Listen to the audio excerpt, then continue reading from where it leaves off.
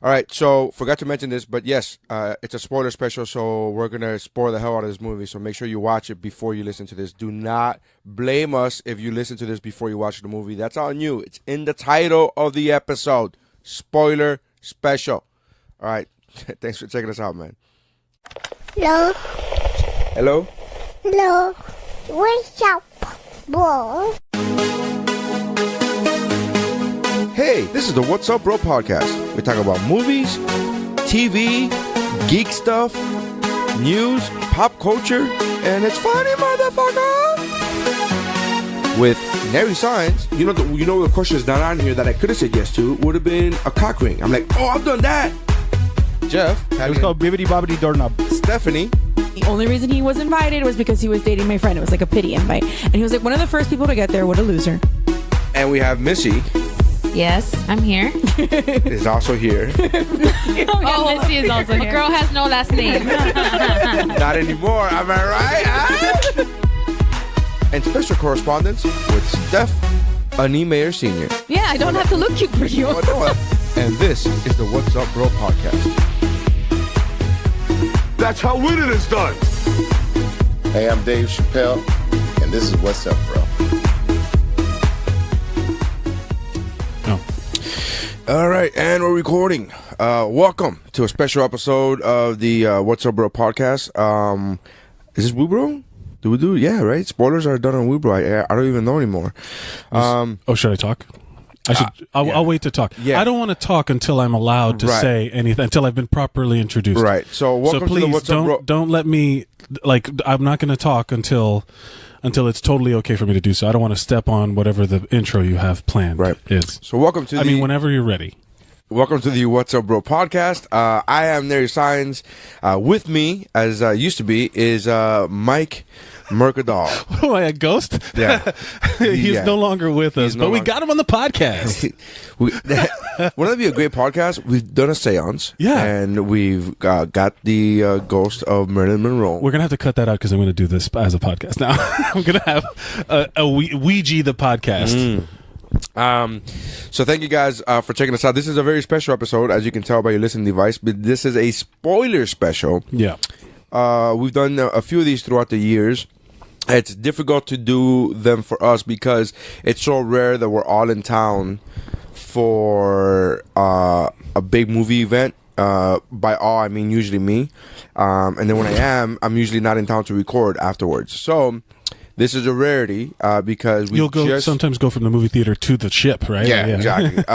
So this is a spoiler special for the Avengers Endgame movie. We just saw it. Most of us just saw it. It was an entire Geek Bro outing, with the exception of Jeff, because he's at a wedding. His friend had a wedding this weekend. What a shitty friend. What a selfish fucking friend. No.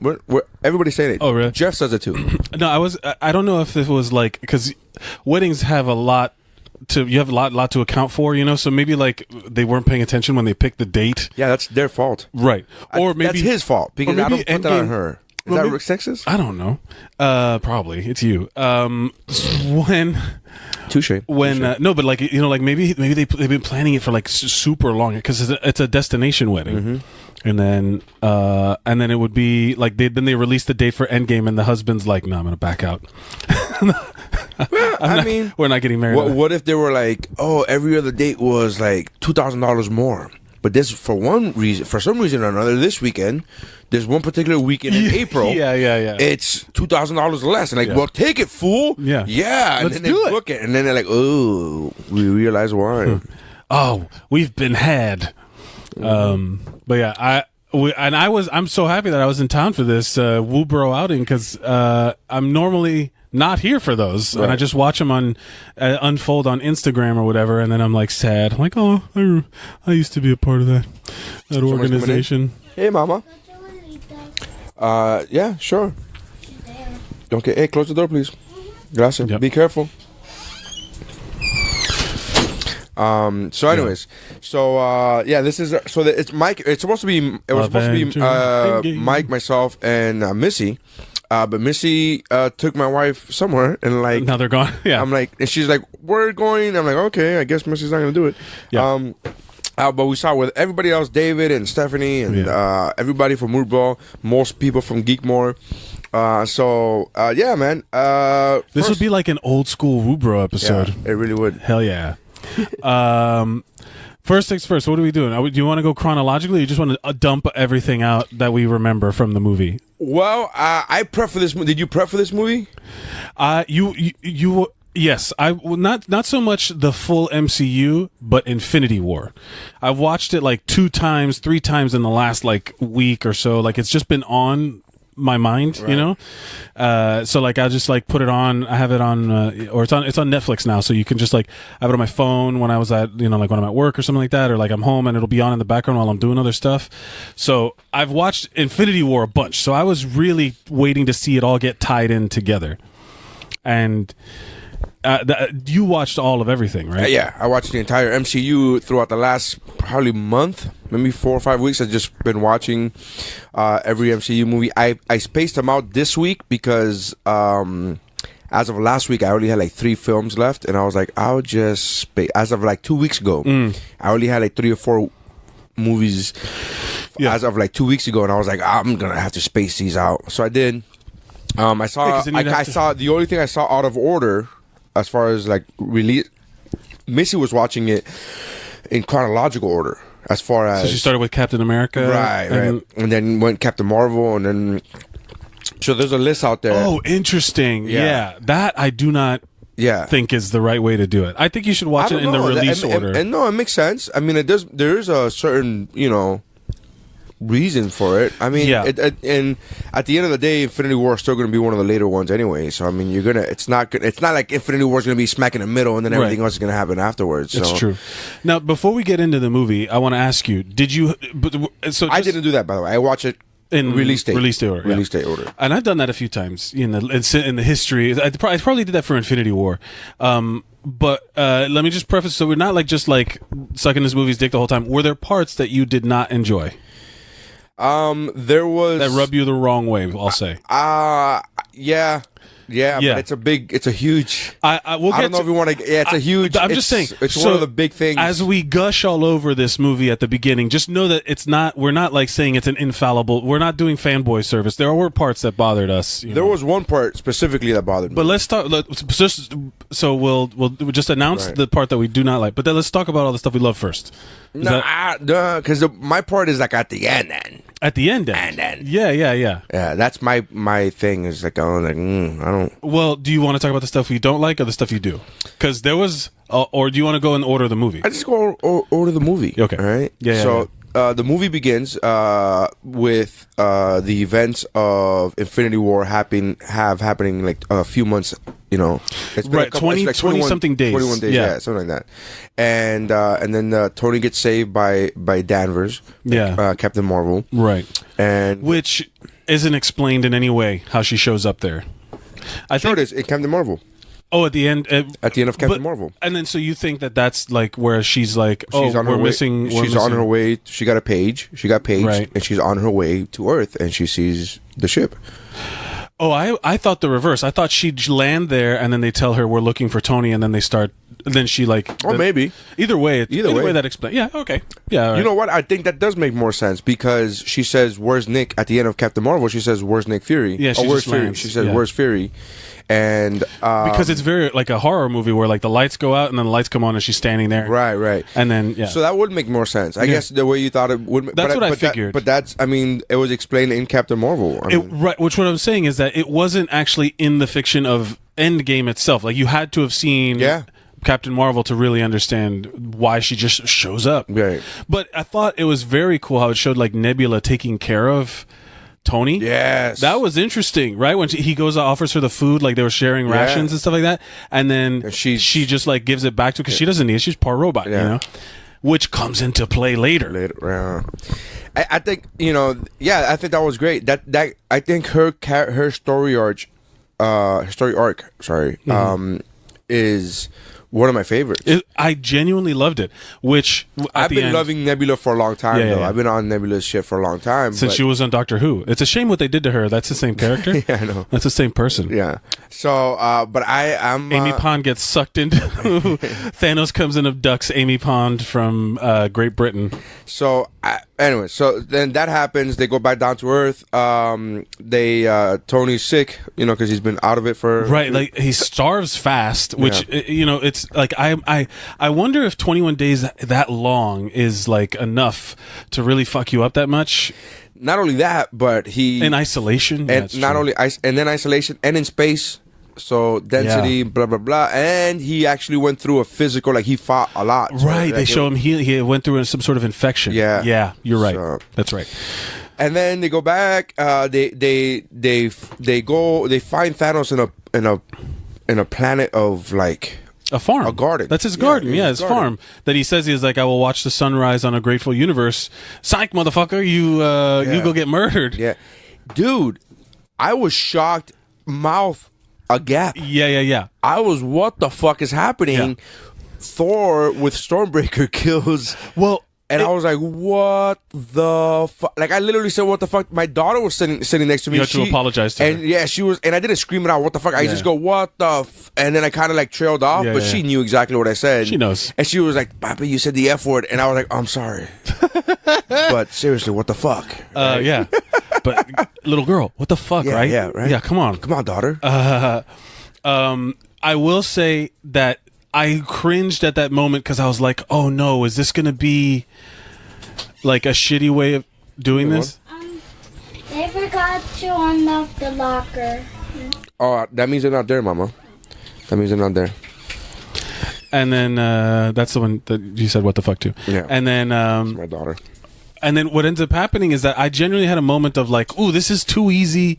What are they doing? It's going so fast. Like, this is what's going, like, how weak is Thanos? Is there going to be another bad guy, like a surprise bad guy?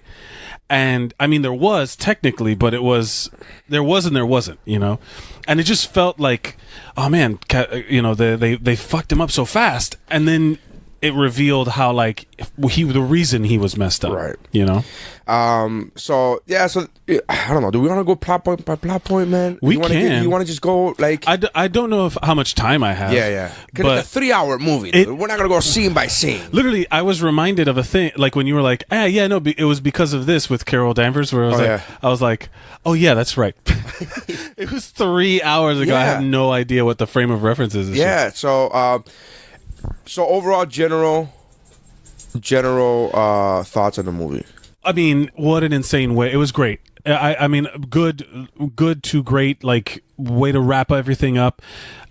Like me, my personal thing is there was remember. Don't give a rating into the no. We're gonna give a rating. Like Infinity War had the Thor moment when Thor comes with Stormbreaker and everyone was losing their shit. This movie had like 5 of those. Oh, more. I say more than 5. Yeah, you're right. More than that. Yeah, there was so many moments where it was just like remember I have this memory.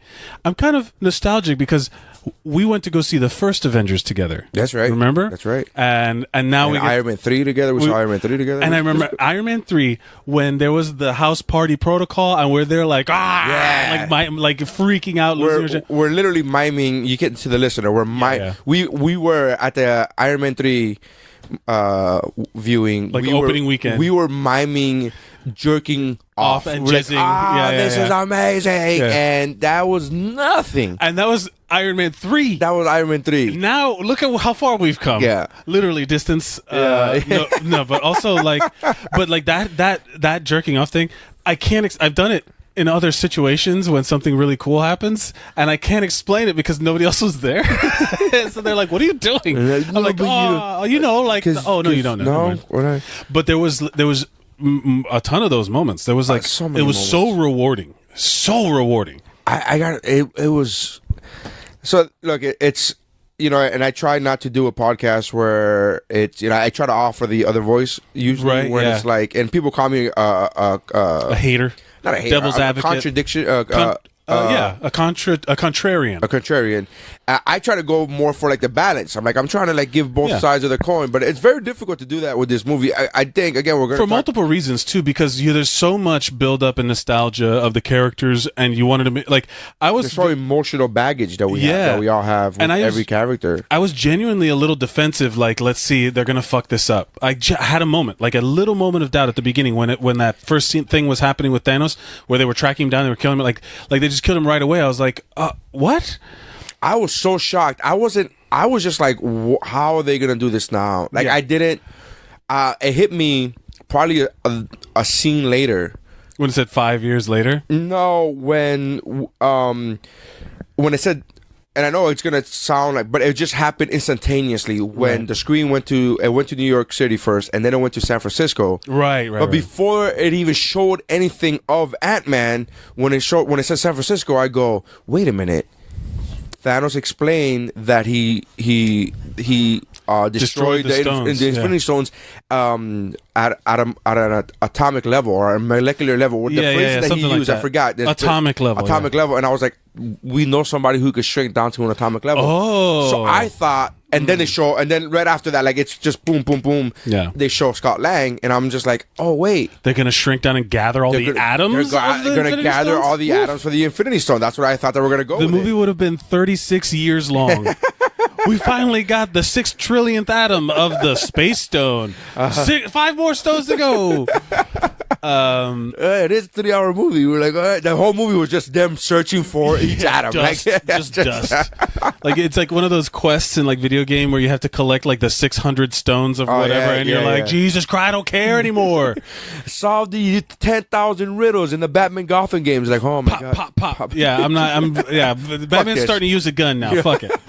Fuck your riddles. I'm gonna shoot you with a gun. Yeah, you know what? I won't get 100%. How about that? Yeah, we're gonna leave it at fucking 96. Absolutely. Fuck that. Fuck those Riddler trophies. But okay, so then it starts this process of like, which the Scott Lang. There was a little bit of like, I was trying to see the whole movie. I had this thought in my head of like, what did Doctor Strange see were the triggers? You know what I mean? Like, where were, and then it kind of goes fucking haywire at the end. But we're like, why did he like? What was the Doctor Strange? I was trying to see it because I thought that was going to be important. Maybe not as important as to the movie as I thought it would be, but there was definitely like, what were the things? And that fucking like Ant-Man comes back because a rat walks on some equipment. Yeah, remember that? Yeah. Like, and I was like, it was like 3 hours ago, but like it was that moment of like, oh man, that feels like kind of dumb. But then also it was like, oh, that could be like a Doctor Strange thing. Like this could be one of the like super specific things that had to happen. Yeah,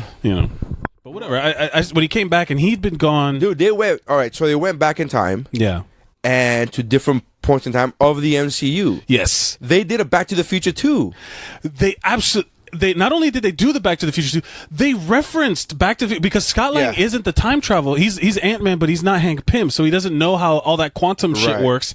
And the exchange. So he's a pop culture reference guy. Oh, we got to talk about Smart Hulk.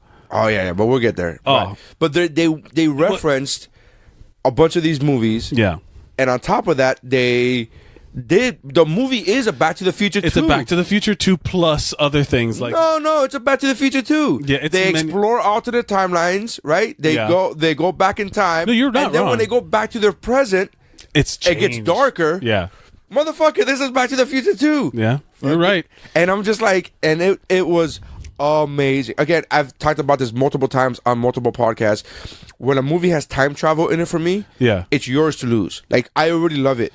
Yeah, you have to work especially hard to fuck up a time travel movie. We are of opposing mind because I agree with you that you have to work hard. You can fuck up a time travel movie, but I think it encourages like if it's not done cleverly, it feels lazy. So like, and they even mention it, Bill and Ted's Excellent Adventure, when they're like, oh, we'll just do it after the test, and then all of a sudden there's like a trash can that falls on the guy that says "Wild Stars." That's hilarious to me. If they would have taken it serious, and that would have been like, we'll do it after we come back and such, and then they figure out a way to do it, then it feels lazy. But because it's done for comedy, it's fine. Yeah, that movie doesn't really hold up to me. I saw it like probably a month ago. And I was just a like, time capsule movie. It's a product of very its time. much. Yes. And that's what I said. I was like, yeah, this is, you have to watch this with kid eyes. This is not a thing. It's 100% a kid eyes movie, but I think I've started to refer to them as time capsule movies. You're right. Because they're like an example of like what was good What at cinema, the time. what movies were good, what comedies were good Yeah. at that Well- time. Hold on, man. Oh, Let me boy, get oh, let me get boy. the dogs out. All right. Yeah. So, yeah. All right. Can you close the door? Huh? If she wants to, but the dogs need to go. Wait, then you need to start. To see you. Bye. All right. Sorry about that. Yeah. Sorry for the interruption. But you didn't hear anything. For you, it was instantaneous. It was a time travel. It was, you guys jumped through time, which is what Scott Lang felt, because apparently it was like only 5 hours for Right, him. He right. explains that it was like so fast. But 5 years had gone by, and there was a ton of stuff. Like, it was interesting because they show a support group. And Joe Russo was one of the guys in one of the Russo brothers, Joe, right? Or which I don't know which one's which. I have no idea which is which. It was there. He was the guy talking about like going on a date. Like 5 years had gone by. Like life has gone on slowly. There was a moment when like Cap comes to talk to Scarlett Johansson, where he's like, "Oh, I saw whales under the bridge." Where all of a sudden I'm like, "Does he think that Thanos was right?" Like There's a part. it was like legit. They're like, "Oh, like the air is cleaner. Everything's like." It's true, but the reason why no one was happy with it was because they remembered It's because at what cost? Yes, Because exactly. of what it cost them. But there was like it was like an odd conflict moment. It was really cool. I thought it was great. I mean, Yeah.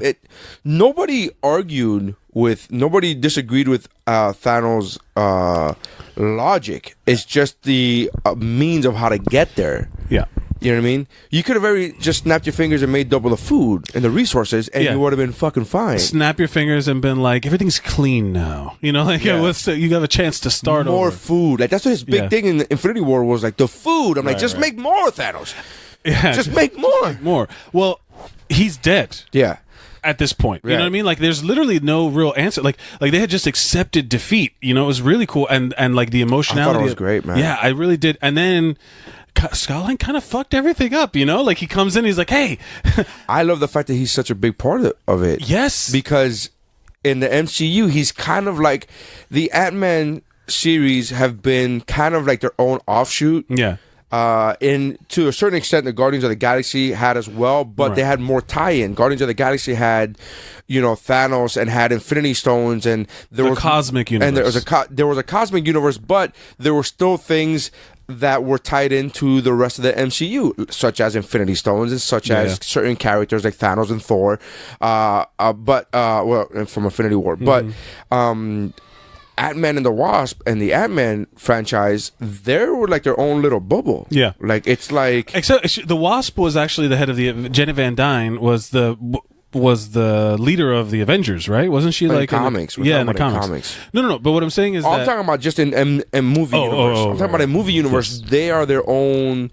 The Ant-Man movie and the Ant-Man and the Wasp movie. Yeah. They're outside of the. And he was a huge part of this movie. Huge part. He's a huge part. So and he had so many good lines. I love. So let's also talk about Smart Hulk too, because they call on Smart Hulk, and they just basically flat out say Banner has found a way to be both. Right. He found a way to be both. I mean, he says it. He says it, yeah. And he's like got this cool personality now. He's super goofy. He was like, "Hey, let's take a picture with the Hulk." Goofy. Like he's the. It was so great. He's still like intelligent Banner, but he's like, hey, I'm cool now. He's relaxed into it. Yeah, he's like he's almost like he's not anxious anymore. You know he was just.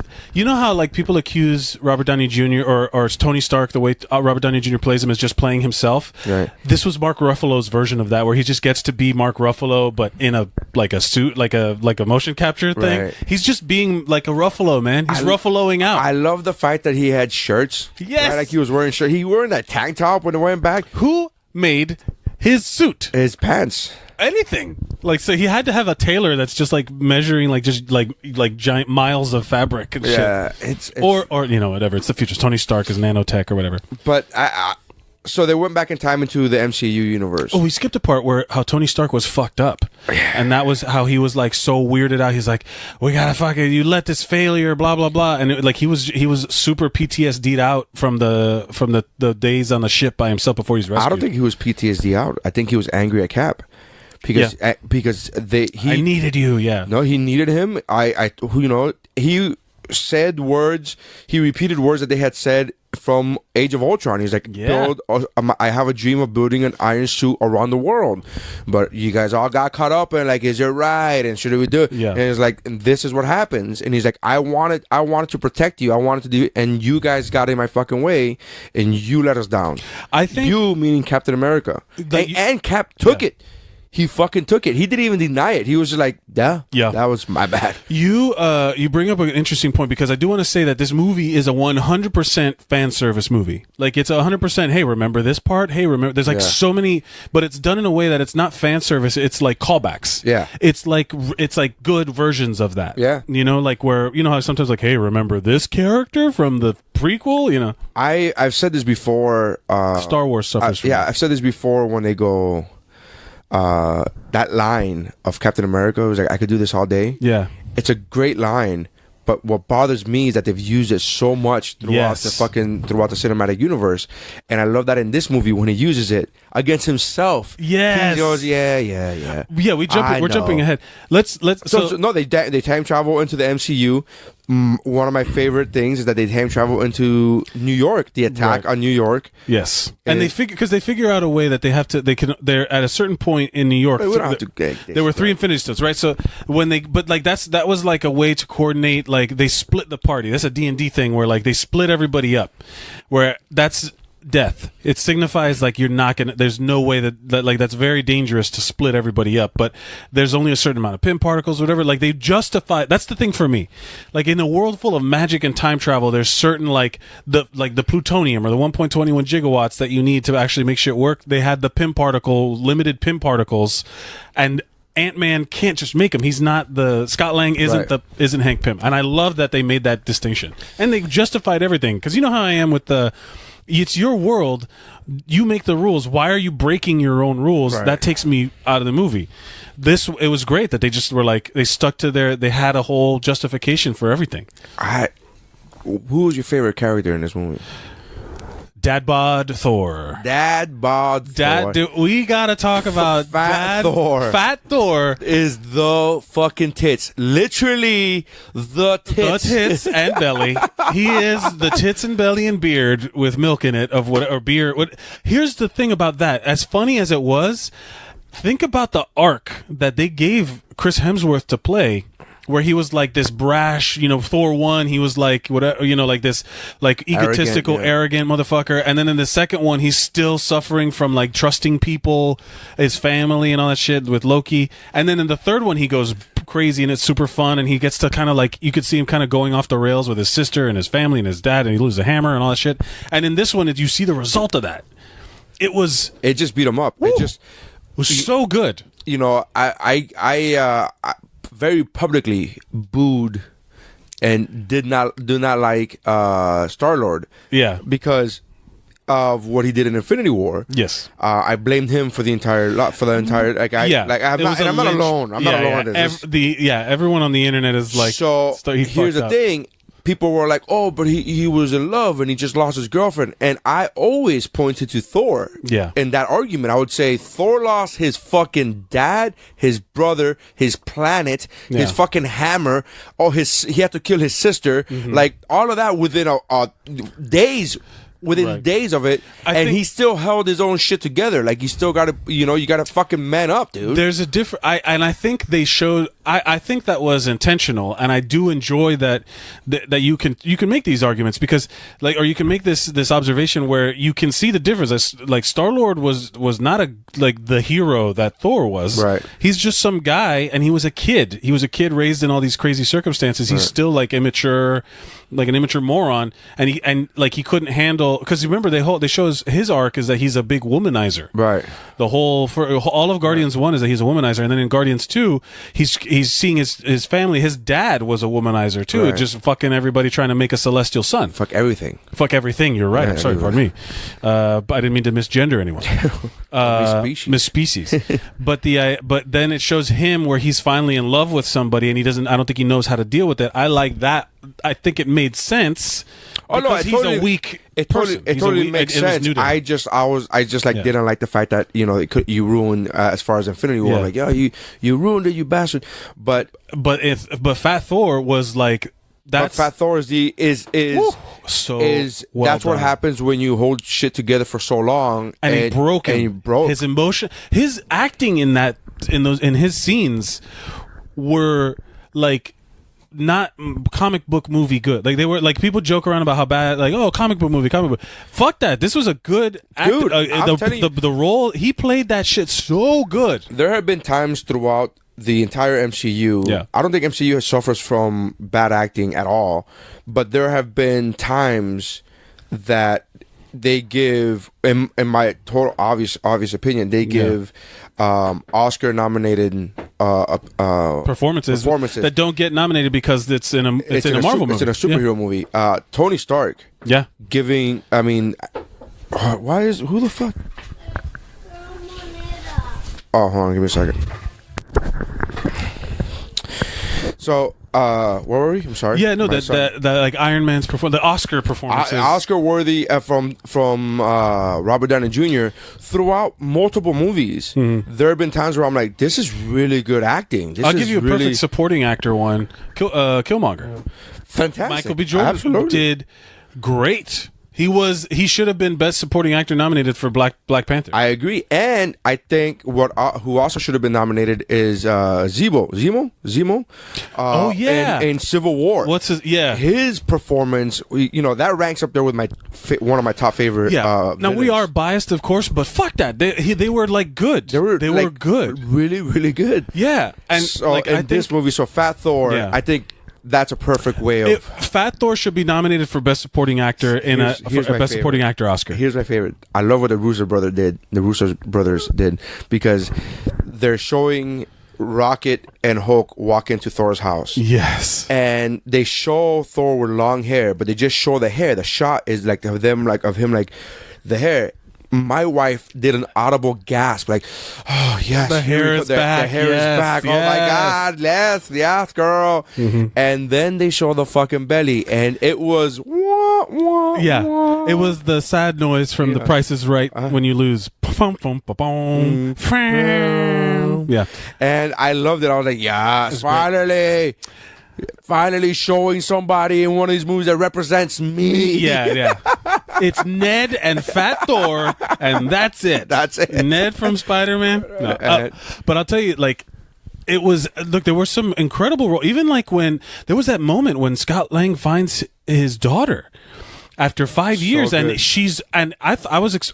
Like, in my mind, I hadn't pieced it together logically. Like, it said 5 years later. I was expecting the girl to come out, and then like a woman, like a young teenager, but she was like tall and like a different person, and I was just like, holy shit. But she recognized him immediately. Yeah, because he looks the same. And he's a good actor, man. Paul Rudd's a good actor. There was that moment of him where it took him a second to figure it out. That was great. That scene when he was at the memorial looking for but hoping he didn't find his daughter's name. That's fucking acting, dude. Yes. That whole scene, that was shot and acted so well, because you're like, please, you're praying with him. You're literally sitting there, not you because you're a heathen, but the rest of us we're hoping. I still have emotions, Larry.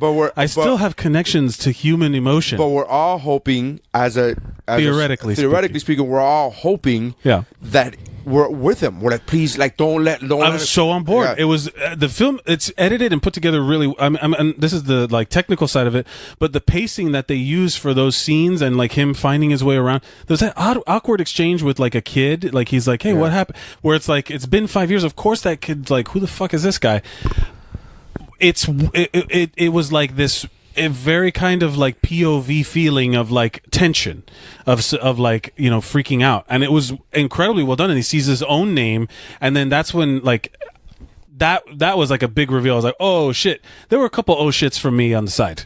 I don't know if you heard. So many. Yeah, there was so many. I was like, oh no, oh my God, oh yeah, it was there was so many moments where I was just like, ooh. So who's your favorite character in this movie from Endgame?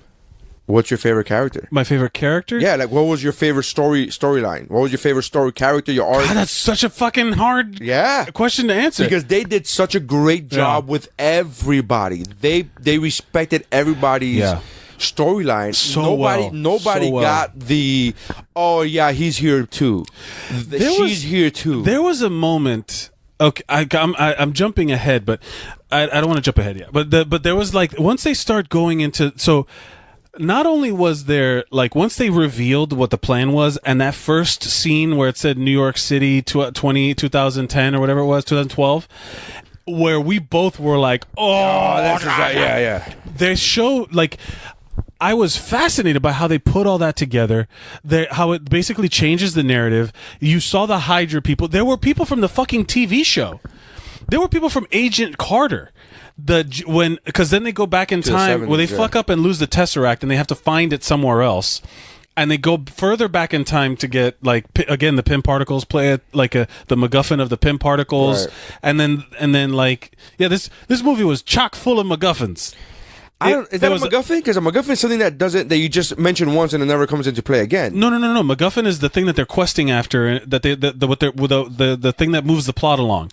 That they're trying to get it and that moves the plot along. Like the Maltese Falcon, that's like the original MacGuffin. Okay. And then they're going after there's like the Soul Stone. All the different Infinity Stones are a MacGuffin, and then the Pym particles are also MacGuffin. They go back into the 70s, and you see Jarvis.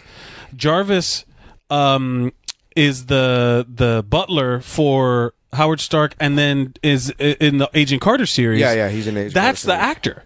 Yeah. Like they pulled from the TV show. I'm gonna be honest with you. At the end, I half expected to see Daredevil and Jessica Jones. I knew they were going to do it. I knew they were going to do it. Logically, I knew, but in my heart, I hoped. Oh yeah. I mean, okay. I would have lost my goddamn mind if they would have shown up, if they would have just shown like Daredevil like looking around, like trying to take it all in, like, wow, this is a lot to take in, guys. It's super loud. The world's always burning in my eyes, so is it now burning for real? Wait, hold on the Punisher shows up, like all of a sudden like Frank Castle walks out. Like it would have been that would have been a fucking jerk off thing if I would have been like, oh my god. Yeah, I think everybody would have lost. It would have lost my mind. But it was interesting. Now they had like even like Rumlow, like all of a sudden they showed like fucking Crossbones again, and they showed before, and the Hail Hydra, motherfucking Hydra. They gave us Captain America saying Hail Hydra. That was ripped from the comics, and when the entire internet blew the fuck up when in the comics Captain America goes Hail Hydra. Bro, that was a big deal, man. I was like, oh yeah. Not only does he say it, I was before he said Hail Hydra, I was expecting it to be. Does anyone want to get out before? Yes, this? I was expecting that too. Yes, from Civil War. It's gonna be. They're gonna do a call. He's gonna say, "Does anybody want to get out?" Like the Russos read my mind, and then we're like, "Nah, Hail Hydra," and then they all just walk, and you see them all standing in the elevator, like, "What is happening?" What? I have goosebumps. Like there was so many of those moments where my nipples got so hard. It was so fucking that. I loved watching Smart Hulk in a tank top. That was cool too in New York. Yeah, well, Smart Hulk pretending to get mad and smash things. You know what? Smart Hulk was also very good. He like gently pushed the motorcycle. He like yeah. Smart Hulk is my favorite. Like I'll always like choose Hulk over everybody. I love Hulk. I know. But in terms of the movie, Smart Hulk might be. Remember, because I've always had this conversation with you about Hulk, where he was a weapon. He was never a superhero. I never saw him as a hero. He was never a hero. He was just like a monster. He was an entity. He's just a weapon. You just point, where Banner points him, and that's just a weapon to me. It's not a hero. But Smart Hulk may be that may be. Oh, he's now a hero because he could consciously decide what to do. There was Grey Hulk in the comics, and that was like he's a weaker form. That's what I didn't like about him. Yeah, that in the comics, Grey Hulk is weaker. I'm like, well, why can't we just have the best of both? Technically, they did have. In the Avengers 2099 or what was that series? But there was a series of books where everybody was in the future, where it was like Spider-Man 2099. Yeah, it might have been one of those. So Avengers 2099. Yeah. In the Avengers 2099, Hulk is the Smart Hulk. Yeah. The weakness that he has, right? The Smart Hulk has, is that what made Hulk effective is his veracity Yeah, his rage. and his rage, which Smart Hulk doesn't have. Okay, so let's jump. So he may have the strength, but he doesn't have that killer instinct. So Ant-Man and Tony Stark were supposed to get the scepter or the space stone, Right. and they fuck up, and then Loki gets away. I don't know what does that mean for the big picture. It means that Tom Hiddleston is back, Yeah. and that's really disappointing. I mean, yes, you're right, but because they're gonna do a TV show, Such a cop out. a Loki TV show. Yeah, but you could do a Loki TV show could've based in the done- past. They could have done anything. They can do whatever they want right now. They've introduced time travel. They introduced this cosmic universe. They can do whatever the fuck they want. But the point being is that like they branch off. They split off from there, and then that's when they go to the 70s. But Hulk meets up with the Ancient One who's guarding the Sanctum Sanctorum in New York to get the Right. Mind Stone. I love the fact that she knew about Benedict Cumberbatch. She knew about Yes. Doctor Strange Because she has, Doctor she Stephen can Strange. time stone see things Right. from the future. Also, she probably had no reason to go see as far as Doctor Strange did into the future, because of the Endgame Yeah, but thing. she knew She's like, oh, you're 5 years too early. He's Right. I was I'm like- looking for Steven Doctor Strange. Here's the part that gets me. If you watch the Doctor Strange movie, she turns him down at first. Now, is she doing that purposely? I just to get totally him? believed in this Doctor Strange movie. I never had a doubt that she didn't know what was going on because she fucking the astral projection thing where she knocks Banner out of Hulk. How good is that? I thought that was going to be a very big linchpin in powering up Hulk into the most powerful version of the Hulk, where now that there's two separate entities, like in full control of the rage or whatever, Right. it's like. So you thought there was going to be a Hulk and a Banner separated? I thought once they got back together, there was going to be like an unlocking of something. I thought it was going to be something that the Ancient One did to help, rather than just give the Time Stone or whatever. I thought she was also going to like unlock something in his third eye or some chakra bullshit that the Ancient One can do. I thought she was going to do that to Banner, because then there would have been like literally nothing in his way now. You know what I mean? Like that would have like fully connected the Hulk He and would have Banner. been one with his chi. Exactly, but that pushing him out of the Hulk was one of the coolest things. That was another oh shit moment where it was like, All right, so Yeah. You still haven't answered the question. Favorite character / story arc. Fat Thor had the most. I would say the best. My favorite Had the best story arc. had the best performed, like he's my favorite of the emotion, like the connection to the character and all that stuff. I loved Robert Downey Jr. I mean Tony Stark. Yeah. It was But Tony Stark's always been my favorite. Yeah. Period. They Throughout needed the to- entire 10, 11 years of movies. He's the ultimate, and he's the linchpin that holds that. Man, I think Cap did really good too. Here's the liked thing. Cap has been quote unquote on the right side Yeah. throughout the entire MCU, and now this is the first and only movie that Tony has said, you were wrong, I was right, I've been right. And Cap ate his words and be like, I got nothing. He had nothing. He said, remember when you said I said, what if we failed, and you said we'd do that as a team? Right. Well, look what happened. Yeah. And that's a thing. Yeah, you're right. I We'll like. lose. That's what it. We'll lose. I like. In terms of just this movie, not Smart Hulk. In terms of all of the Hulk, like, you know how they broke up Hulk into like 4 different movies to give him his own movie, because they said, that was the whole thing Mark Ruffalo said, is like they were never 20th Century Fox was never going to let them make a Hulk standalone movie again. Universal, I'm sorry. And then they were like, how about we break it up over 4 movies, motherfuckers? Like, he said that in an interview or something like that. And I think this was a great culmination of that. But in this movie by itself, I really liked Nebula. Nebula was very cool because of that break where she's like on the same frequency, on the same network. Yeah. There's that whole thing where suddenly there's a spy and it derails all the plans. I loved that. And that's something that you can't account for ahead of time. Like, even as smart as Tony is, you can't account for. Oh, there was that moment. Well, we'll get there. No, I mean, I don't want to go scene by scene, but what were the coolest parts? What were the best? What were your favorite scenes? Of the so movie? let's talk about once Thanos figures out what's going on, like he said, like Nebula goes to evil the good robot Nebula versus the bad robot, good robot us is, she goes and she like Trojan horses her way in.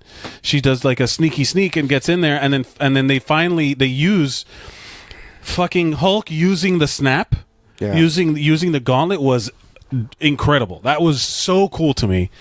I love the fact that Tony made a gauntlet. Yeah, like he just made it, like using the nanotech or whatever. This is something that, you know, the Asgardians charged a special dwarf people with from the power of a dying dwarf star and all this jazz shit. And Tony's like, I could do that.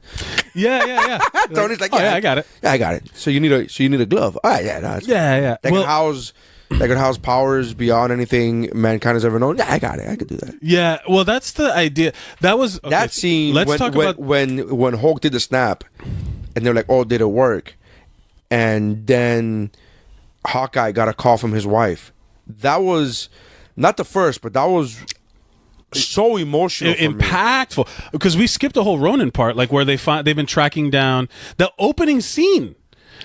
Yeah, you were surprised. Pre-credits. You were surprised. It just hit me, the timing. It just a shock. You were like, people around me. I saw that coming. Dude. No, not. It's not that I didn't see it coming. I didn't see it happening before the title of the movie was. Literally, the movie started with Hawkeye, like the credits, you know, like the little pre-roll, the movie pre-roll thing ended, and suddenly Hawkeye is showing his daughter how to shoot a bow and arrow, and then. So you thought they had all made this? No. I knew this. I knew what was going. I was just like out the gate, like there was no mercy. Strike fast, strike hard, no mercy, sir.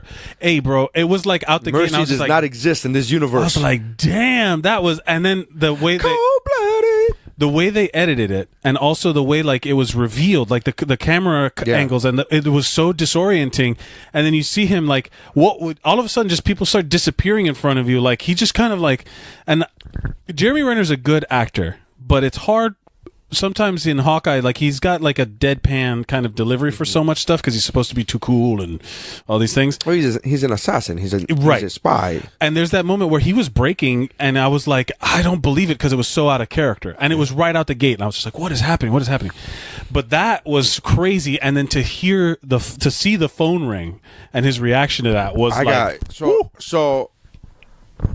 All right, so that scene was one of my favorites. Yeah. When he got a call from his wife, I was like, "Oh my god!" It was so emotional to me. Yeah, and that wasn't the first emotional moment. I've been on the record of saying before, there's the MCU. I haven't cried at an MCU movie except for Guardians of the Galaxy 2, when Drax talked about his daughter, and then Mantis touches him and is like distraught. Yeah, that was super emotional. That was super emotional. That's the only time in the MCU that I've cried.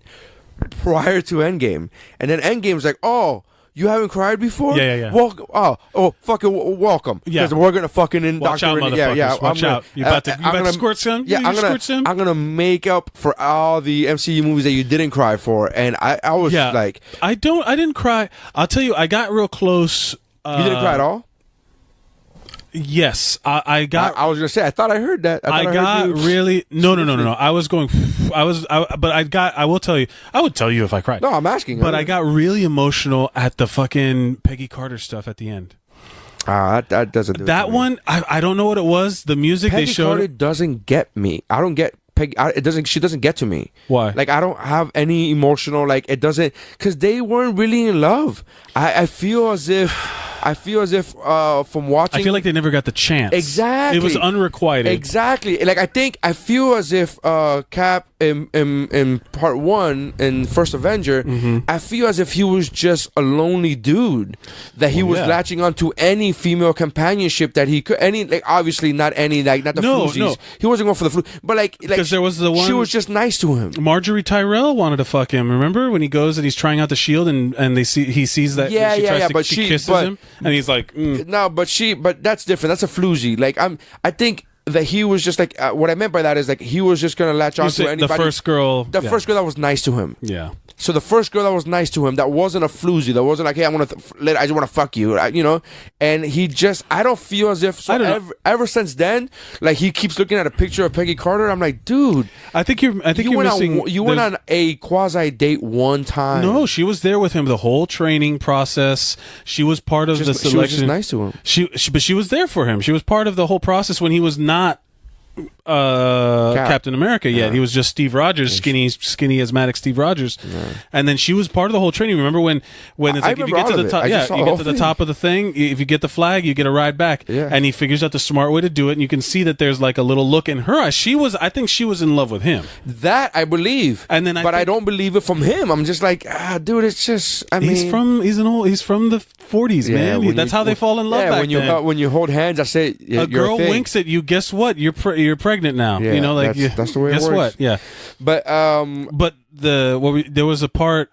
So that's the only part you got emotional? No, and I will say the part where Pepper Potts, where is like they're looking at him. And again, Gwyneth Paltrow's a great actress, and then she was. No, that's not. She's great. She's good. She's great. I'd like her a lot. Good. But there was like that period of like being about to cry, where there was that moment of like everything's going to be fine. I like the fact that she was strong for him. Yes. I love that because it could have been. It's very easy to write the woman being overly emotional. In that moment. Right. And which it wouldn't have been out of character. No. She's been a crier before in other movies. She was weaker in the beginning. I think that throughout the MCU, she's super strong. She's gotten stronger now. She's had to deal with, and she's like, hey, we're gonna be okay. Right. And she wasn't talking about him and her. He was talking about her and the daughter and Morgan. Her and Morgan. Hey, we're gonna be okay. And she was being strong for him, and she didn't break down until it was over. I also like that he was right about her being pregnant in Infinity War. Yes. Yeah. It was so real to me. That element of it. I was like, they talk about him being cursed with knowledge in Infinity War. You're not the only one that's been cursed with knowledge. I thought that's what they were going to use the time travel thing once Thanos starts finding out about stuff. I thought that's why the curse with knowledge was going to come from that. Like, that's why Thanos started like changing his plans. I love the fact that story arc, Tony's story arc, and the entire MCU is fantastic. But in this one, where he got to make up with his dad. Oh my God! That part made me emotional. When he said, you know, gave me goosebumps when I got emotional, man. When he said, my dad, you know, my dad's way of discipline was with the belt, and he said, you know, and then Tony, that was Howard talking to Tony. Yeah. And Tony said, you know, I used to think my dad was tough on me, but now all I remember is the good parts. And I'm like, oh my God. Yeah, you start doing that thing where you're like, you just look up. This motherfucking theater, clean this shit, yo. Somebody is chopping onions. Yeah. And, what is happening? It was so good. It was really good. And then he hugged him. And that awkward hug. And I love the fact it was funny, but it was needed. Yeah. Because Tony's not, remember... I knew he was going to die, but that was where I was like, oh, this is the end of Tony Stark's story in the MCU. So, but remember that Tony is not, he doesn't like being touched. He doesn't even like being handed things. Yes. Like, he's like, I don't like handed things to me. Like, give it to Happy, give it to Pepper, because I don't like people. That was the beginning. That was Iron Man 1 and 2, where he's like, I don't like people touching me. Right? And even as recent as Spider-Man Homecoming, when Spider-Man goes to hug him and he goes, this isn't a hug, I'm just opening the door for you. He's just like, easy, relax. Even with the kid in Iron Man 3, where he goes, what happened to Dad? And he goes, oh, he went out for scratchers. I guess he must have won because he never came back. And then he goes, father's leave, it happens. Move on. Like, he's like telling that to a child. To a fucking child. And to go from that to... a few years later, he gets to meet his dad. In some weird way, and he fucking hugs him. Here's the one thing about this movie that is going to be, it's going to be frame by frame analyzed, because we haven't even gotten to the climax yet. Where Thanos, they reverse the snap, but Bad Nebula opens the time portal thing big enough to get Thanos' whole ship to come through, that giant fucking ship. Right. It shoots up out of the thing. Right. You Yeah, see yeah. It was so dope. It was so dope And the way they did fires that. fucking missiles and everything. And they blew up the Avengers thing, and then that whole wasteland, like once the snap starts to come back together, then all of a sudden, like there's like the fight. That's when the fighting starts, Dude. And holy shit, was this scene like this was when it was them three against Thanos. I was losing my mind. I thought that would have been good enough for a fucking fight, for a movie. Wait, hold on. When Thor pulls both Yes. Stormbreaker and Mjolnir back to himself, he's double hammering it. He's double fisting. He's double fisting. Yeah. Thor And the double fister. Thor the double fister. Fat Thor the double fister. Yeah, fat Thor the double fister. I was literally like giddy. I was like, this is so perfect. I want all of this. Thor gets to make up with his mother. Yes. We fucking skipped that part. No, but it's just all great. Like, here's the thing. In rewatching the MCU this time around, Did you watch Dark World? you've been here when I made fun of Dark World. Yes. I like Dark World now. Really? I like it a lot. Like, I was watching it this time around, and I was saying to myself, what was it that I didn't like about this movie? Absolutely. I don't hate. No, there's no MCU movie that I'm like, this is a bad movie. No, I don't like Thor 1. I can't. I like Thor It was 1. hard. I like Thor 1. Have you rewatched it recently? Yes, I like it. It doesn't age well. It doesn't, but that doesn't mean I don't like it. Oh, okay. I guess. like it. I don't like Personal it now. preference. I'm not saying it's good. No, yeah, I'm saying I like it. But I like Dark World so much now. I'm like, because there's so many, that storyline with his mom, it's so good. That acting was so good. I'm like, fuck. Renee Russo. I'm Renee so Russo. glad they brought her back. Dude, the Ancient One coming back, I was like, this is amazing. And then when they brought Renee Russo characters back, I was like, hell yeah. He gets the closure. He gets the closure he never got with everyone else, with his mom, who was like an innocent Because he got the closure with his dad. Because his dad gave him like, hey, time's up. What are you, the God of Hammers? Yeah. So he got the closure with his dad, but he needed the closure with his mom. That's a big deal, dude. It's a big deal. Fucking deal. And it was like the act, like his it was comedic but emotional at the same time, because he was like everything that was built up on him has been completely broken down. So like you could see him trying to resort. That Fat Thor was if he's not nominated for an Oscar for Best Supporting Actor, it's only because he won't be. But it would literally. It's not that it's not worthy of acting praise. It's because it was in a comic book movie. That's all it was. That's the only reason. This It would be movie super biased. deserves all the fucking awards, man. Yeah, man. I mean, the beats and everything. So I got emotional then. I got emotional with his mom. I got emotional so many times, man. But when he sees Spider-Man, oh yes, and he fucking hugs him, because there's that moment where all of a sudden the portals start opening. I cried during that scene, not because of sadness, but of sheer Like fucking joy. Yeah. Like, I'm getting emotional now. My nipples are hard right now. Yeah. I'm getting goosebumpy. Yeah, like, just when he said "on your left." On your left, motherfucker, dude. That is another fucking callback. On your left. Yeah. And I got so emotional out of pure joy. Yeah. Out of seeing like these, and they weren't gonna back. He got back up, and he was like, he was that. Yeah. And he was like, all right, here we go. Like, he knew he was gonna die, and he was like, I'm gonna keep going for this.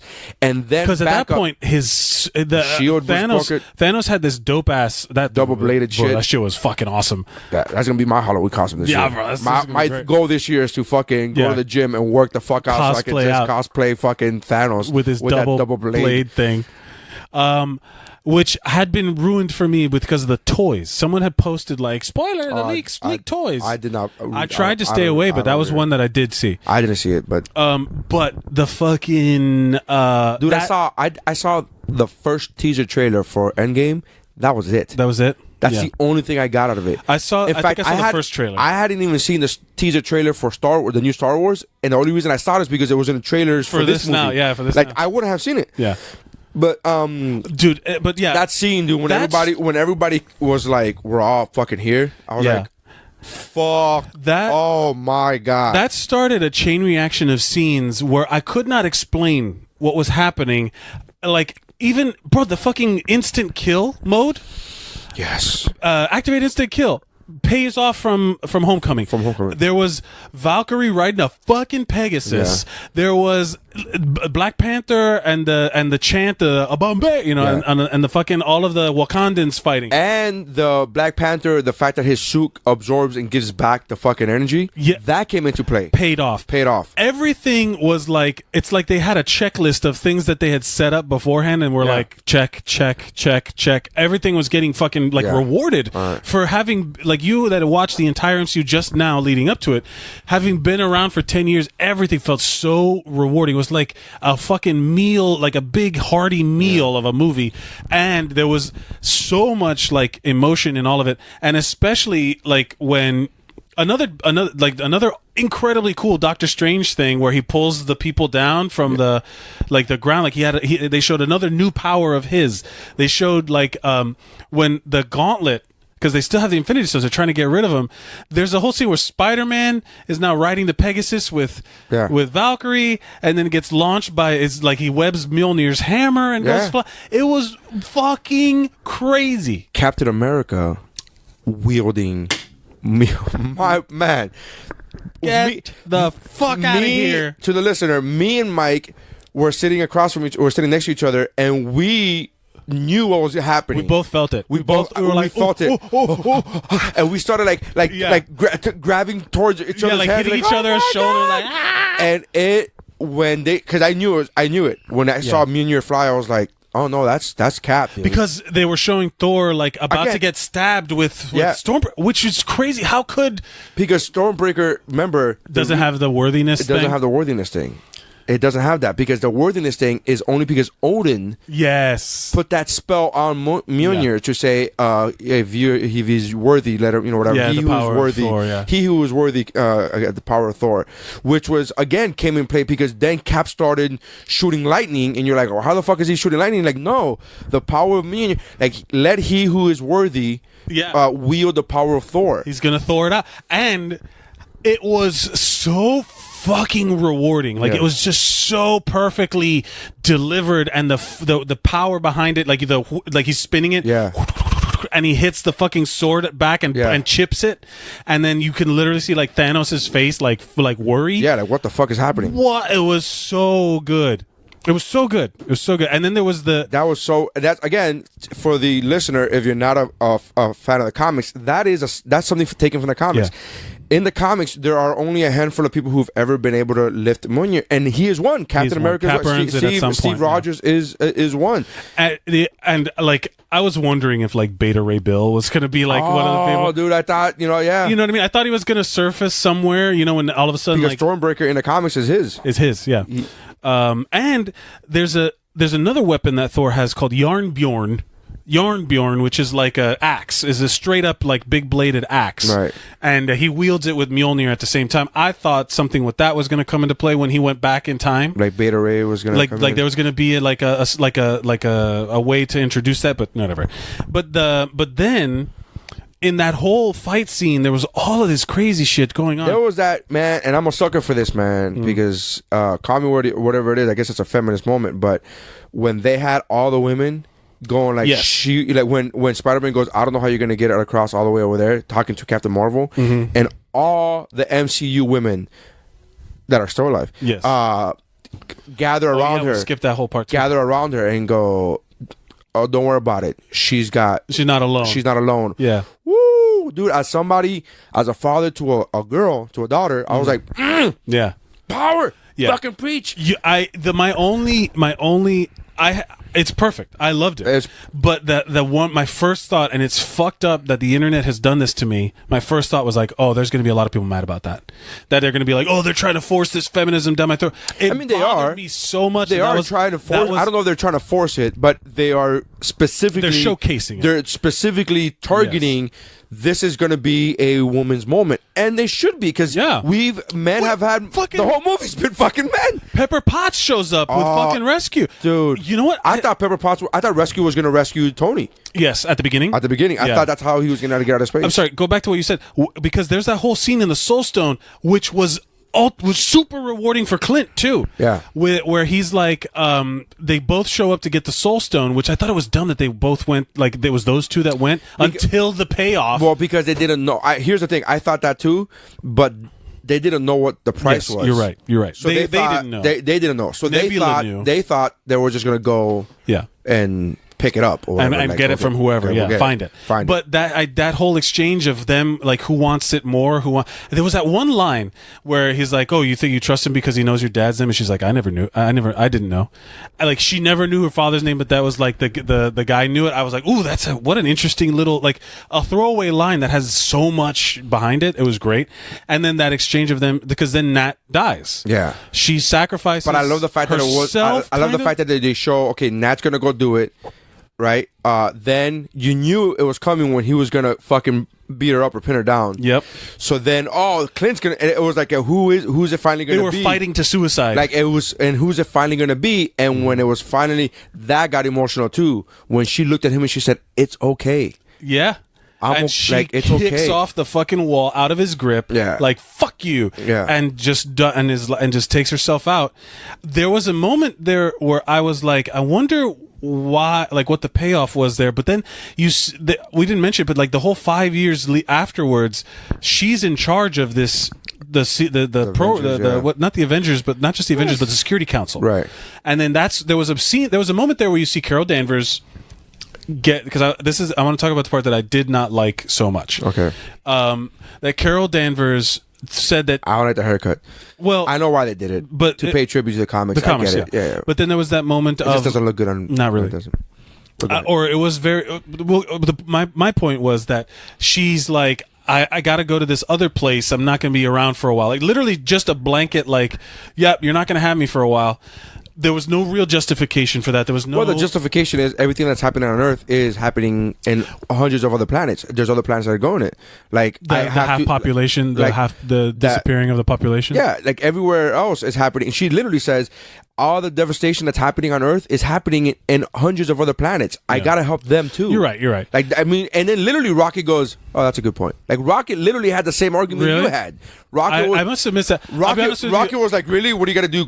Cut your hair again?" Like, Rocket was get like, another haircut. Get another haircut, and she was like, "Everything that's happening on Earth, all the destruction, is happening in other planets. I gotta help them out too." Yeah. She's like the Green Lantern of the Marvel Cinematic Universe. I will say I'm not gonna no disparaging. I probably missed that because your daughter was sitting next to me and she was like doing some stuff. She was very happy to see Captain Marvel. Yeah, she was very excited. But my thing was I guess I didn't hear that part. Yeah. She said.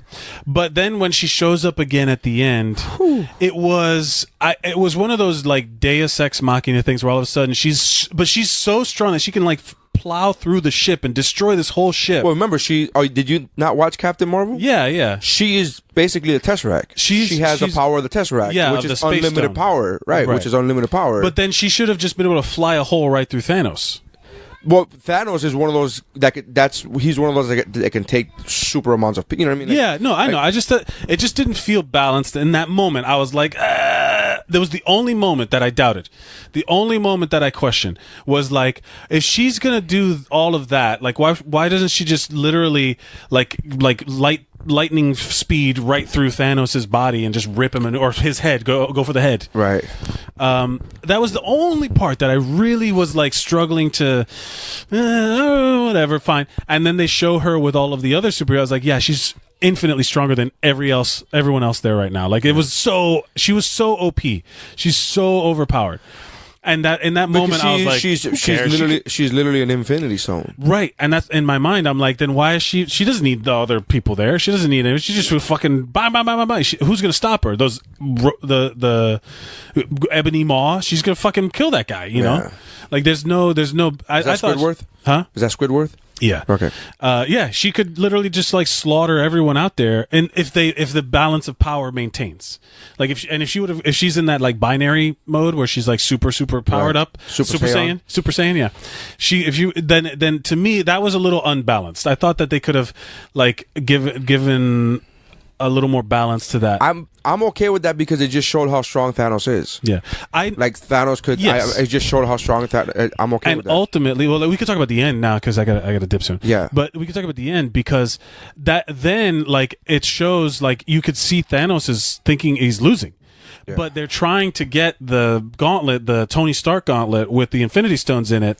They're trying to get it away, and they're trying to like zoom it through another time. But then they destroyed the time thing, and then there was another one in the van, and then in Scott Lang's van that was around somewhere, but that got fucked up. And then so finally he gets the gauntlet again. He gets the Infinity, or not again for the first time. This is the first time he's done it because this version of him had never had it before. And I thought in that moment, Tony Stark's Stark Tech was going to reject, like he would have had like some sort of programming to reject it. No, I thought it was like a sleight of hand where he just stole. I thought he was just not even at that point. At the very beginning, like the second it got close to Thanos, I thought the gauntlet was going to form like the thing. You know how it flies in Iron Man 3 would have flown away and it would have landed in Tony Stark's hand, and I thought that would have been it. But I like the way they did it. It was great. Better. That part was fantastic because it literally showed like a team effort of them kicking the shit out of this guy. He was desperate for the gauntlet, but he was so desperate he was killing his own people. Killing his own people, right? And then Captain Marvel shows up, and that's when, or Carol Danvers shows up. They never call her Captain Marvel at all. No. And then it shows the guns turn. Well, they don't call Hawkeye either. He calls his daughter Hawkeye. Yeah. And then the guns point to Carol Danvers, and he stops killing his own guys. Right. And they're like, "Oh, what's that?" And then boom, boom, boom, and he realizes he's in trouble. That element of like panic building on that guy, and then at the very end, where the only thing that takes him out is the snap from. That's my issue with that movie. What? The way Thanos goes out. Why? Because I thought it was too good for him. Oh, you wanted to see him suffer. I wanted to see him suffer. I got part of that because there's a part of that I got from when he started looking around and he saw everything that was like, all his legions. That's what I thought it was. I was ready for that. He was like when he saw all of them disappear and he was like that moment of despair where he realized he lost. Mm-hmm. That was cool, but I wanted. You wanted him to have a kill line or like a. I wanted. You wanted him to beg? No, I wanted him to. I think he should have had one more line before he died. You know what I mean? Even if it's something that he's standing by his moral code. If he would have been like, I think fools or whatever the fuck. Yeah. You know, I'm not. I think his line right before, because he goes to snap, and he says, "I am inevitable." Because remember, it's not the same Thanos. Right. It's a different Thanos. Right. So it's a different Thanos. So I thought it was interesting that he had that moment of like thinking he won. That to me was enough. You know, like where he. Here, can I tell you? This is what when Scarlet Witch, that was amazing too. When she lifted him up, strong. Yeah, Scarlet Witch is strong. They never call her Scarlet Witch; they call her the Witch. Yeah, when she lifted him up, and then like she literally spread him eagle. Yes, I thought she was gonna get his blade and fucking run it through him. Yes, I was ready. That's what I was waiting for. I was ready for her to rip him in half. I wanted that. I wanted the blade to either go through him or at least cut off his hand so he can't use a gauntlet. Like you can't stop. You can't stop fingers if you don't have hands, motherfucker. Right. I was kind of waiting for that. And then the snap would have been fine, but I think the snap was too easy. It's kind of like when you have an extremely evil, like just in a regular movie, not superhero movie, but you have an extremely evil person. Yeah, like we're actually in Civil War when Zemo tried to off himself. He's gonna off himself, and then Black Panther stops him and he goes, "That's too easy for you." Right. I feel like the snap was too easy for. I think he deserved more. He deserved more. I think that was too much of an easy way out. I think okay. There's an element. I understand what you're saying because that was a big complaint of Harry Potter people with Voldemort at the end of the movie. I never saw this movie, so right. There's a whole thing in the books. Don't spoil it for me. I'm kidding. Yeah, this is a spoiler episode, bro. You knew you were signing up and you got into. I'm going to spoil every movie. Movie ever. But at a certain point, JFK takes it to the head. Yep. Back and to the left. But the with Voldemort in the books, his thing was that he hated that he was half human, and then when it turns out in the end, that's why like Dumbledore always calls him Tom and all that shit. In the books, he dies, and then it's just a body, like he's just a human, and everybody sees him that he was just a man. Yeah. And that was like the most punishment that he could have ever received. Yeah. In the movies, he vanishes into dust. And that was like a big, like, people were like, oh, that doesn't feel the same. You know, it doesn't feel the same as it did in the book. In this particular case, I think it's more poetic justice that he watches his entire army crumble. It's definitely poetic. I just don't think the punishment was strong enough. I think I felt, as somebody who, in Infinity War, I didn't hate Thanos. In Infinity War, it was the snap. In this one, it's the snap back. Yeah, you know. Like, in Infinity War, I didn't. Do you know what a snapback is? Yes, because I do. Yeah, I guess. Yeah. Infinity War, I didn't hate Thanos. No, you kind of like it's his movie. You kind of go okay, but in this one, I hated Thanos. Yeah, I was like, I fucking hate you. Yep. You're evil, and not that he wasn't evil before, but I was like it. Yeah. I hated him in this movie, and because he seemed almost benevolent in Infinity War. Yeah. Like he thought he was right. Yeah. In this one, he was like, "What? They like it was before he earned it." Yeah. So now it's just like, "Oh fuck these guys! I'm gonna get revenge." Like prior, and when he said, I've never throughout the years and conquests that I've done in all the planets that I've conquered. Yeah. It's never been personal, but I'm gonna feel pleasure.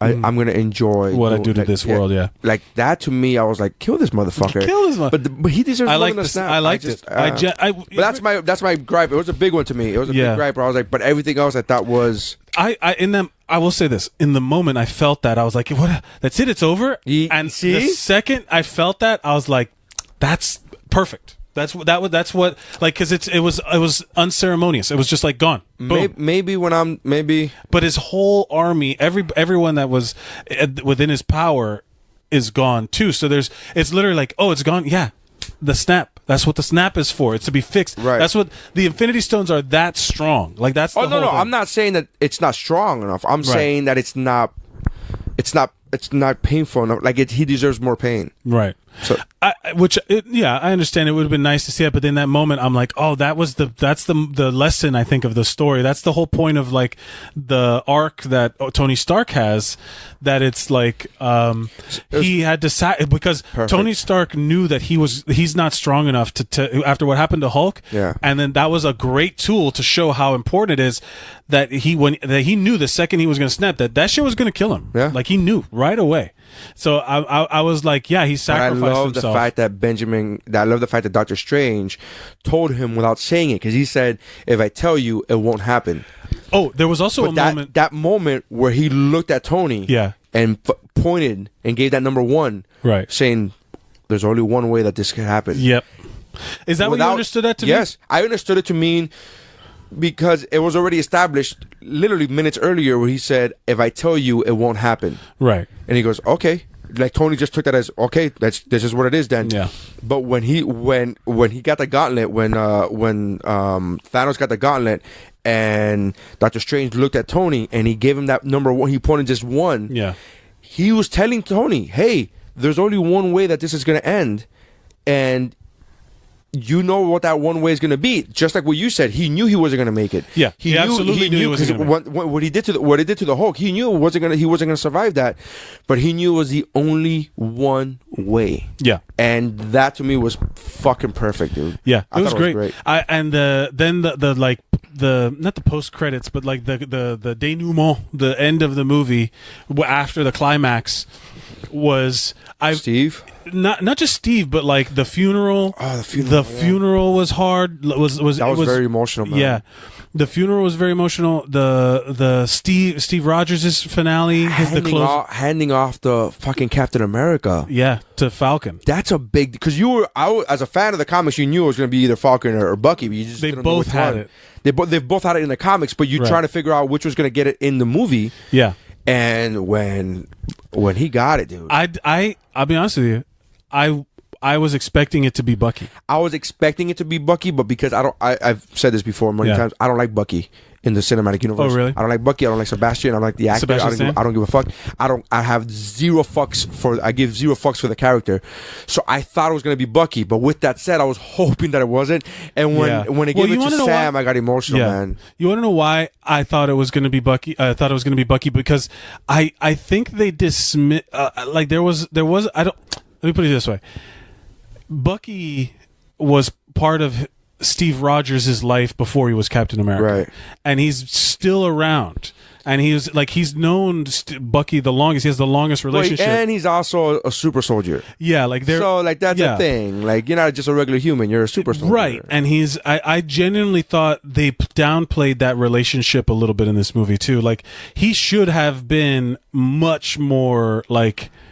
Like no, I thought that was like no, but when Bucky comes back at the end, there was no real like this is the second time that Bucky's come back into Cap's life, and there was that moment in when Steve Rogers is fighting Steve Rogers where he's like, Bucky's alive still, Bucky's still alive, and that's how he gets. That's the Martha moment, you know, of this movie. And then it was that moment he like invoked the power of Bucky to Captain America, and then I was just like, oh, that's kind of like I was expecting more. Oh, all right. No, it wasn't bad. It was just different. It was just I was expecting from. I guess I put more on in it Civil War. Yeah. When Crossbones mentions Bucky, remember even Captain America says it to Scarlet Witch. He goes, you know, I don't know what happens to me. They bring up Bucky and I just freeze. You're right. And so he knows his own weakness, so he uses it against himself. Yeah. Anyways, so it was, dude. We got look, man. There's so much to talk about. We're not going to go scene by scene, but we love the movie. More and more is going to come out. But as the time goes on, I love the movie. What would you rate it out of 5 Infinity Gauntlets? Out of 5 Tony Stark gauntlets, well, how many Tony Stark gauntlets? I give it 5 out of 5 Stark Tech absolutely gauntlets. Fucking Rescue was dope. There was so much dopeness. There were so many moments. It was I gotta watch this movie multiple times. I give it 5 Captain Americas wielding Thor's hammer thumbs up or whatever the rankings is. I give it 5 fat Thors out of 5. I give it 5 jerk off motions at exciting scenes out of 5. It's fantastic, man. I hands down the greatest superhero movie of all time. Hands down, and also like the culmination of this. The only movie before this, what do you think it was the best superhero movie of all time before Endgame? Before Endgame? Yeah. Logan. Okay. That's a respectable. Yeah. Before this, 10 hours ago, you would have asked me, or 5 hours ago, however long before the movie, what's the best superhero movie of all time? I would say Into the Spider-Verse. Yes. That one and now you go no it's Endgame. It's Endgame. It's just, I think it lives in its own world because again the MCU redefined cinema. Yeah, it redefined Hollywood, like what you can do. Literally redefined Hollywood because Disney now owns everything. Yeah, Disney now owns so many things because of the success of buying Marvel and giving them their own studio. They now own everything because this is like that's revolutionized how they make how movies are made. Yeah, and to the point that studios that shouldn't be trying to make shared universes are trying to make shared universes. And you know, maybe one day someone will crack the code, but it was the code's there. Yeah, they just don't. Yeah, you just can't take shortcuts. It's 100%. You have to get people who love the stuff because there was literally a interview on the people writing Game of Thrones. Right, and this guy was getting emotional talking about the end of the characters that he's not allowed to write these characters anymore because the season's ending. Right.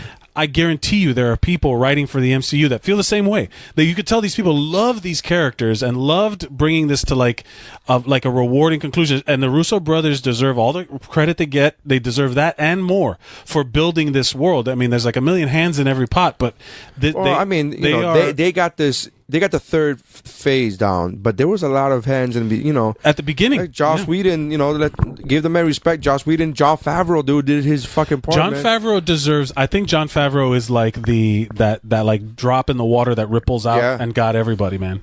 It was great. It was so rewarding. He had Jon Favreau had a scene with the little daughter, with Tony Stark's daughter. So good. That was, I'll get you all the cheeseburgers you want. Like what do you want to eat? Cheeseburgers. He's like, your dad likes cheeseburgers. Oh, fuck. So good. But, anyways, man. Yeah, if anyone is still listening to that and haven't seen the movie yet, what did you do with this hour? Man, no. I mean, you gotta put that up front. I'm gonna put that as a bumper up front. You gotta watch this. It's a spoiler, man. No, I understand, but how have you not? If you're any way listening to this podcast, how have you not already seen it? Like it's one of those things that I think is going to be an event. People are going to be like talking about it pre Endgame versus like the way people talk about the Dark Knight, like the way people talk about the Nolan Batman. Except this is going to be deserved. Absolutely. Because Dark Knight Rises. Because there was like the dark reboot revolution. It was an event in cinema, but this is like the most gratifying I've ever felt a movie. It was just so rewarding, so perfect. It was so what a great way to close 10 years of movies. Yeah. And they said that Spider-Man Far From Home is going to be the end of phase 3. It's still tied in with this movie in the phase with Endgame. So I think it happens after Endgame. It does happen. Feige has confirmed that it happens after the events of Endgame. Okay, so it's probably why they're Iron Man's not going to be in it. No, but they also show at the end of the movie they show Peter Parker and Ned back in school, and they show Aunt May at Tony Stark's funeral. Yeah, so that's true. That's a thing with Peter. Yeah. Anyways, man. Oh, boy. So thank you guys for checking us out, man. Sorry we were kind of all over the place. The movie's a 3-hour long epic. If you've seen it, you know that what the hell? There's no way, my original, and I apologize because the original plan was like, let's just go chronologically throughout the movie, but there's just too much. We would be here for 6 hours as opposed to the 3-hour movie. To unfold. So hope you guys enjoyed it. I try to give you some kind of balance and some kind of tell us what you didn't like. Tell us is there something that you didn't like? Is there something that you liked and we didn't get to? I'm sure there is. There's a million things that we missed. Tag WuBro Pod. Yeah. And tell us hashtag WuBro Pod and let us know. So thank you guys for checking us out. Mike, thanks for coming back, man. I love you, bro. I love you too, man. I love coming back here. This is great. I will say this. I love the idea that we saw the first Avengers together, and then we saw Avengers Endgame together. Like it's touching for me. It's emotional. It's all circle. It's like a circle. It's like it's like an arc reactor. It's It's what it is. Yeah, I did it to myself. Yeah, you did. Anyway, so thank you guys for checking us out, man. Hit us up with any feedback at WuBroPod, WuBroPod at Gmail. Everything is at WuBroPod. So make sure you check out WuBroPod. Check out the other podcasts on the Geek Bro Network that include the Zeros on Hero, Mount Geek More, Mama Zimmerlo, What's Good, Shiver, The Talking Geek, Mr. Multiverse, Comedy Fitness, Better Let Me Tell You, and Morbid Curiosity. You guys have been a lot of fun, man. Thank you guys for checking us out. That's how spoilers are done.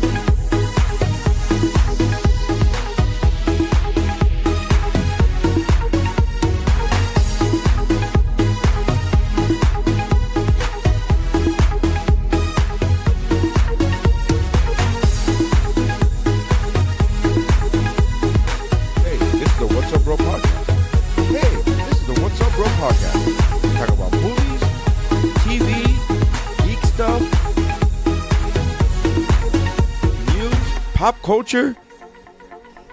And it's funny, motherfucker.